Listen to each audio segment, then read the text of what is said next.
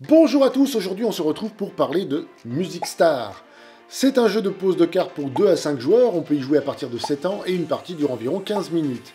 Il est édité par Replay Game à qui l'on doit également Jackpot Royale et Zodiac Island. Allez, en avant la musique! Quand la musique est Oh bonne. non, je parlais du jingle. Oh, non. Ah. J'ai trop saigné.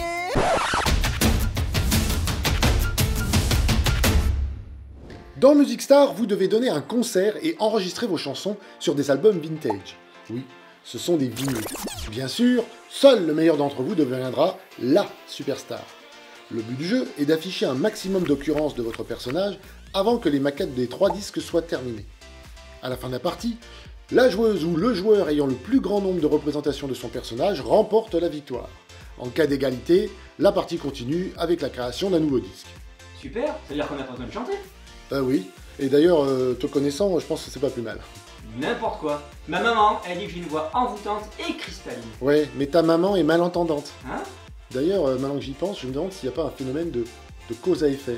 Bref, passons à la mise en place, par exemple pour 3 joueurs.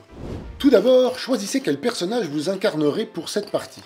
Il y en a 5 disponibles. Prenez les 26 cartes de votre personnage et mélangez-les. Puis, disposez-les face cachée devant vous pour former votre deck. Le reste des cartes est mis de côté. Ensuite, piochez 7 cartes pour former votre main. Pour terminer, le premier joueur pose une carte au centre de la table et commence le premier disque. À votre tour de jeu, vous devez réaliser une action parmi les 3 suivantes. Jouez une carte à côté d'une autre carte. Pour cela, votre carte doit avoir la même couleur que la carte déjà posée ou avoir le même pouvoir. C'est le petit symbole en haut des cartes, mais on y reviendra plus tard. 2. Recouvrir une carte. Pour cela, votre carte doit posséder le même pouvoir, mais attention, vous ne pouvez pas recouvrir une carte qui en recouvre déjà une autre. Et 3. Piocher 2 cartes. Piochez les 2 premières cartes de votre deck. Attention toutefois de veiller à ne pas en avoir plus de 9 cartes en main. Comme je l'ai dit plus tôt, chaque carte possède un pouvoir défini par un petit symbole. Ces pouvoirs servent à placer vos cartes, mais ils vous permettent également de prendre l'avantage sur vos adversaires. Comme exemple de pouvoir, il y a piocher plus de cartes, inverser des cartes, bouger des cartes, rejouer, etc. Bref, il y a de quoi s'occuper un bon moment. Vous allez me dire, et vous avez raison, mais comment diable active-t-on ces pouvoirs? Et comment diable active-t-on ces pouvoirs? C'est bien, Renan, je vois que tu suis, pour une fois. Si le symbole de pouvoir est dans une étoile dorée, le pouvoir de la carte s'active au moment où la carte est posée, quelle que soit la carte adjacente. Si le symbole de pouvoir est dans une étoile argentée... Et si le symbole de pouvoir est dans une étoile argentée? le pouvoir s'active au moment où la carte est posée. Si la carte adjacente possède un symbole pouvoir identique dans une étoile, argentée ou dorée. Et enfin, si le pouvoir de la carte est dans un rond gris... Et si le pouvoir de la carte est dans un rond gris? ça n'a pas bientôt fini là, de répéter tout ce que je dis là. Mais t'as dit que c'était super bien. Ouais, non mais une fois ça va, mais 3 fois ça devient redondant là. Si le pouvoir de la carte est dans un rond gris, il ne s'active jamais. Après avoir effectué plusieurs tours de jeu, le premier niveau de votre premier disque est presque complet. Le joueur qui termine le niveau peut rejouer et poser alors la première carte du disque suivant. Ensuite, les autres joueurs peuvent jouer sur le nouveau disque ou continuer le premier. Quand le deuxième niveau d'un disque est complet, il n'est plus possible de jouer dessus. Vous devrez donc jouer sur les autres disques.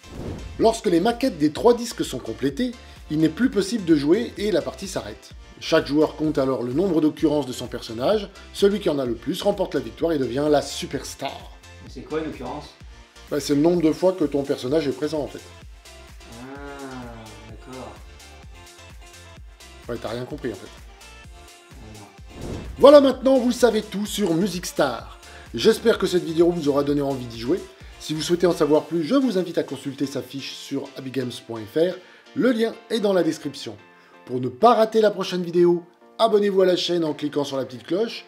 N'hésitez pas à liker la vidéo et à nous laisser un commentaire, ça nous fait plaisir et c'est toujours un bonus de plus pour la chaîne. Et moi je vous dis à bientôt pour un nouveau jeu.